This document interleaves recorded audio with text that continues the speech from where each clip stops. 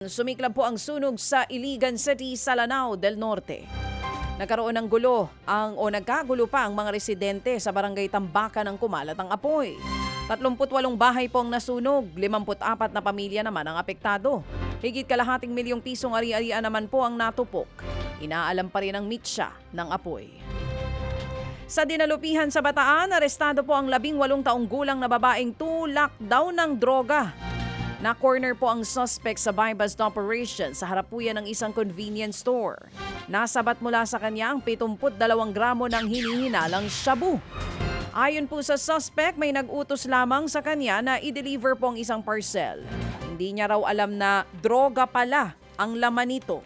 Tumanggi naman siyang pangalanan kung sino po ang umano'y nag-utos. Mahaharap po ang suspect sa reklamong paglabag sa Comprehensive Dangerous Drugs Act.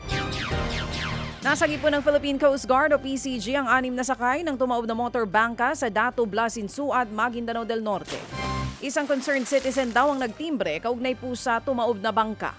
Agad namang nagkasa ng search and rescue operation ng PCG hanggang sa makita at ma-rescue ang mga sakay nito.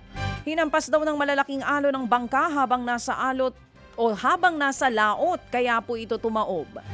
Dinala na po sa pagamutan ng mga pasahero at pinauwi na ng matiyak na ligtas na ang mga ito.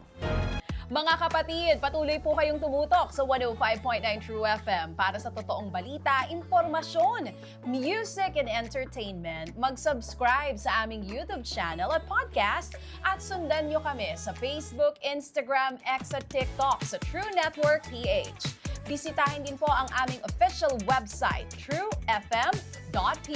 At panoorin din kami sa True TV Signal, Channel 19. Kami po ang 105.9 True FM. Laging true sa'yo, kapatid.